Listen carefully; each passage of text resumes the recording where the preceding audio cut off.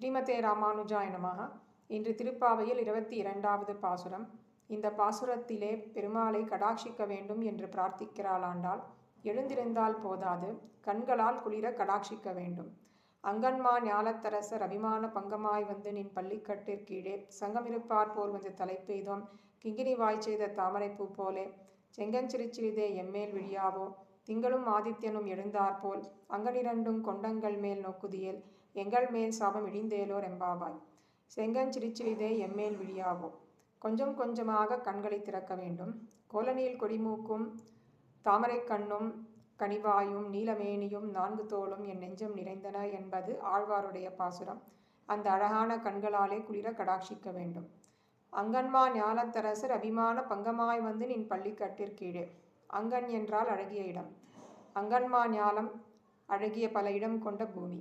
அங்கன்மா ஞாலத்தரசர் இந்த பூமியை ஆண்டு வந்த பல சக்கரவர்த்திகள் தாங்கள் பெரிய ராஜாக்கள் என்று அகங்காரம் கொண்டிருந்தனர். அந்த அகங்காரம் தொலைந்து கண்ணன்தான் தலைவன் என்று தெரிந்து கொண்டனர்.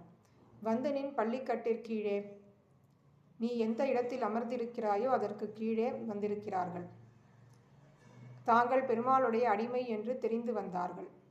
நம்மை ரட்சித்து கொள்ள முடியாது என்று வந்திருக்கிறார்கள். சங்கம் இருப்பார் போல் வந்து தலை பெய்தோம். அந்த அரசர்கள் எப்படி உன் திருவடியிலே வந்து விழுந்தார்களோ நாங்களும் அப்படித்தான் வந்திருக்கிறோம். அவர்கள் தோற்றபடியால் வந்தார்கள். நாங்கள் உன் குணத்திற்கு தோற்று வந்திருக்கிறோம். அவர்களுக்கு அகங்காரம் இருந்தது. ஆனால் எங்களுக்கு அகங்காரம் ஏது? ஸ்திரீகள் என்ற அபிமானம் கூட தொலைந்து வந்திருக்கிறோம். வந்து தலை பெய்தோம். உன்னை வந்து சேர்ந்திருக்கிறோம். நாங்களுமா உன் திருவடியை அடைய பெற்றோம் என்று திருப்தியாக சொல்லுகிற வார்த்தை.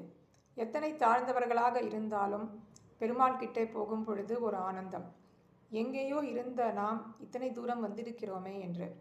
பரதனுக்கு அது ஏற்பட்டது. பரதன் அனைவரையும் அழைத்து கொண்டு சித்திரக்கூடத்திற்கு போகிறார். ராமனிடம் ராஜ்யத்தை சமர்ப்பித்து அவரை திரும்ப வரவேண்டும் என்று பிரார்த்திக்கப் போகிறார். வழியில் குகனிடம் வழி கேட்கிறார். பரத்வாஜ முனிவர் வழி காண்பிக்கிறார். அவர்கள் சொல்லும் வழியில் போகும் பொழுது தூரத்திலிருந்து சித்திரக்கூடத்தை பார்க்கிறார். ராமன் இருக்கும் இடம் அருகே வரும் பொழுதே பரதனுக்கு பெரும் ஆனந்தம். அதே போல்தான் பெருமாள் அருகே செல்லும் பொழுது நமக்கும் பெரும் ஆனந்தம் ஏற்படுகிறது. கிங்கினி வாய் செய்த தாமரை பூ போலே செங்கஞ்சிரிச்சிறிதே எம்மேல் விழியாவோ. திடீரென்று நீ கண்ணை திறந்தாலும் எங்களுக்கு தாங்காது. திடீரென்று மூடிக்கொண்டு விட்டாலும் தாங்காது. மெதுமெதுவே கண்களை திறக்க வேண்டும். ஆண்டாள் நாச்சியார் திருமொழியில் சொல்கிறாள், நாளை வதுவை மனமென்று நாளிட்டு. நாளைக்கு ஆண்டாளுக்கும் கண்ணனுக்கும் கல்யாணம் என்று தேதி குறித்தார்கள். சரி, 10 நாள் கழித்து சொல்லலாமா என்றால், இன்னும் இவ்வளவு நாள் கண்ணனை கைப்பிடிக்க காத்திருக்க வேண்டுமே. சரி, இப்பொழுதே சொல்லலாமா என்றால் அந்த சந்தோஷத்திலேயே பிராணன் போய்விடும். நாளை என்றால் நன்றாக தேறி தயாராக இருக்கலாம். எங்களுக்கு எவ்வளவு முடியுமோ அவ்வளவே கொடு என்று ஆண்டாள் கண்ணனிடம் பிரார்த்திக்கிறாள். திங்களும் ஆதித்யனும் எழுந்தாற்போல், நிலவும் சூரியனும் ஒன்றாக எழுந்தால் எப்படி இருக்கும்? அதே போலே அங்கனிரண்டும் கொண்டங்கள் மேல் நோக்குதியேல்.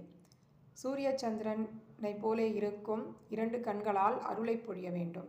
எங்கள் மேல் சாபம் இழந்து, எங்கள் மேல் இருக்கும் சாபமெல்லாம் நீங்கியது. ராமர் சபரி ஆசிரமத்திற்கு வருகிறார். சபரி காய்கனிகளை கொடுத்தாள். ராமர் அமுது செய்தார். அப்பொழுது சொல்கிறாள், ஹே ராமா, உன் கண்களால் கடாட்சம் பெற்றேன். என் பாவம் எல்லாம் நீங்கியது. இனிமேல் உன் திருவடியை அடைந்து விடுவேன் என்கிறாள். வைகுந்தத்தையே அடைந்தாள் சபரி என்று சொல்வார்கள். கண்ணனுடைய கடாட்சத்தாலே விதுரர் இன்பம் அடைந்தார். அதே போல்தான் எங்களுக்கும் வேணும் என்கிறாள். பெருமாளுடைய மார்பு வியர்வை நீராலே ஹரன் பெற்ற சாபம் நீங்கியது. துர்வாசர் இந்திரனை சபித்தார்.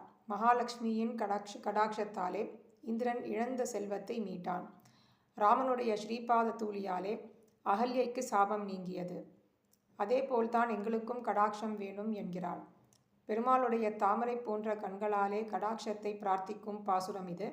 ஆண்டாள் திருவடிகளே சரணம்.